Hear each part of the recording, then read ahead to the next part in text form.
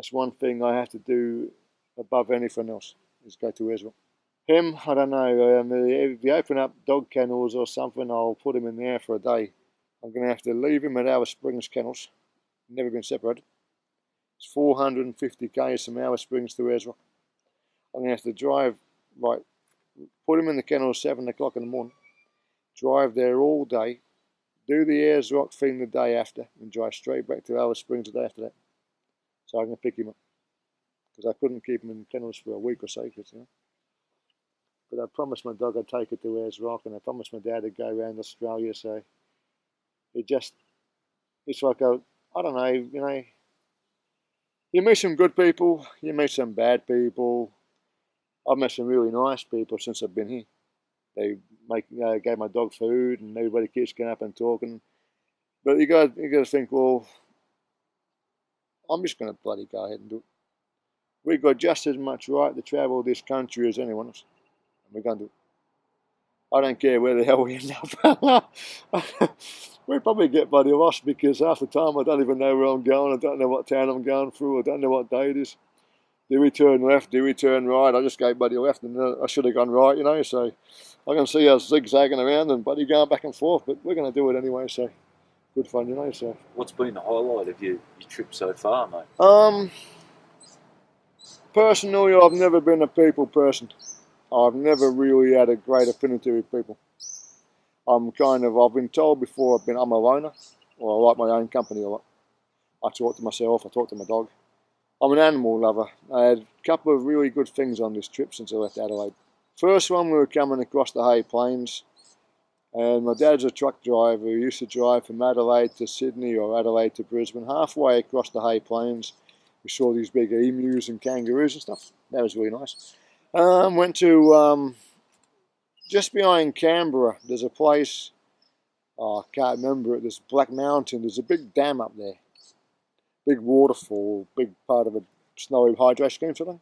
I can't remember what it's called. It's back of Canberra somewhere. I was walking around, and all these families are having picnics on the grass, and there's a big river that comes right down to melted snow, because it was October, November, you know. And I was walking around, and all these families, and there's a snake. The snake must have been about as big as that, about 1.5 meters long or metre long, and must have been, I'll say, as thick as your fist. And it come walking along the path. It stopped and looked at us, and there's people having picnics with the kids. So I went up and said, "Hey, you better move, you better move." So we saw a snake there. Then I went to, I think it's Harvey Bay, and I went whale watching. I stopped at the lighthouse on a big point, a big hill. We go up the top of the lighthouse, and there's this American guy there with a camera, and I said to the guy, "Look, did you see that? The tail of a whale, the fluke of a whale came up." He said, "Nah, mate, it's a dolphin." I said, "No, it's a bloody whale." You know? Anyway, a day after, I went on a whale watching tour, and the bloke took us out to exactly where the lighthouse was, where I saw this whale. There's a mama whale and a little baby whale about a month old, and the baby whale was still drinking milk from the mum, and there's 3 other whales turning up, so I knew I saw a whale. Then we went from there. We went to Coffs Harbour. I got a photo in the front of my van where I went to a SeaWorld place in Coffs Harbour. I got kissed on the cheek by a seal, a little sloppy kiss on the cheek by a seal, and then hugged the seal and shook his hand, shook his paw, sort of thing, like flipper, what you call it.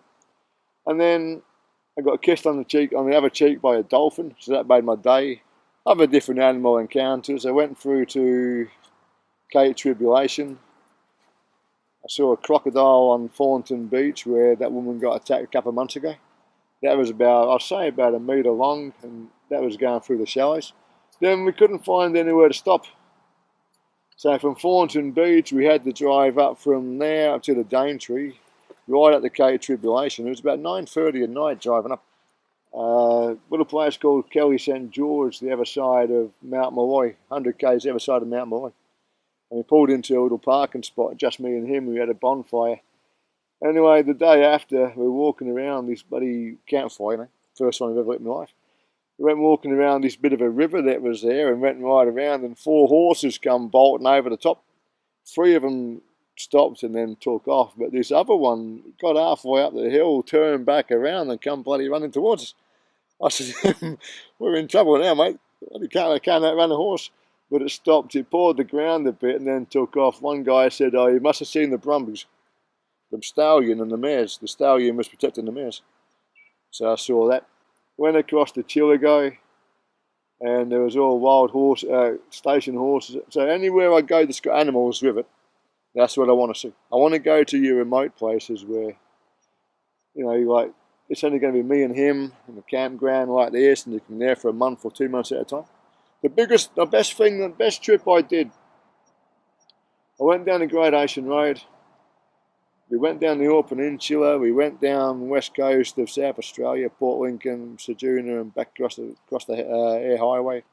But the best trip I did, the most beautiful part of this country I've seen up to now, is when I took my blue heeler up through the outback of South Australia. Got turned off the Stewart Highway towards Ayers Rock. And around about 80 k's down that road, there was a camping site. We stayed for 3 weeks, me and my dog.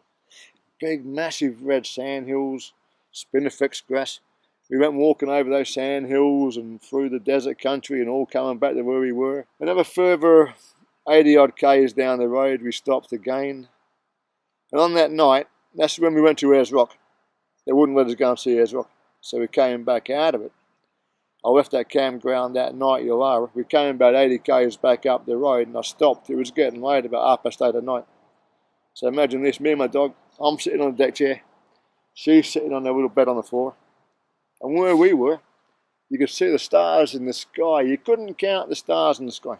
Millions of them. It's like you could just bloody reach up and touch them. They were as big as that. But right over in the distance, there was an electrical storm going through. So we were having a cup of tea and a biscuit. It was really hot and bloody steel stars. And that electrical storm was going through, lightning flashing off, you know. And when we got back up to the Stewart Highway, we turned right to go back to the Stewart Highway. Went about 100 k's up the road, making back towards Coober Pedy. And the bloody rain was about 3 foot deep on both sides of the road. So we were lucky we stayed where we did.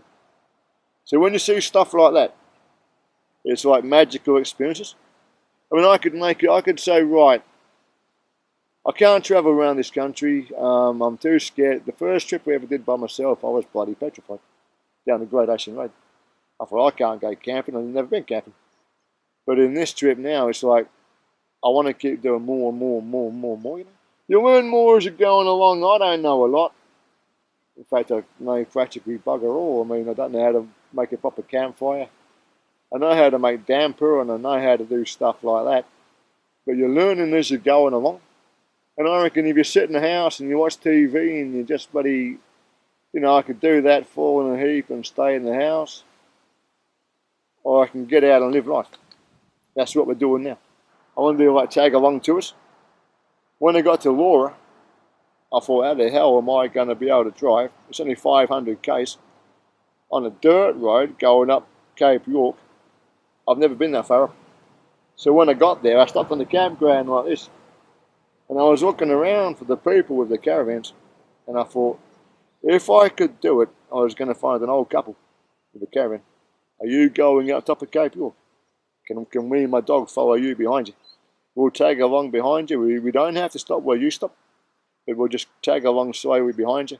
And that way, when anything happens and my van collapsed out or couldn't make it that far there and back, well, you know, you can help us out, give us some safety in numbers. But if I'm the greatest fear I have at the moment, I actually don't mind being homeless. I mean, there's a lot of found out, there's a lot of people that are. A lot of these caravanners are actually homeless. They're full-time travelers. But the greatest fear that I have at the moment is running out of money and not being able to do it.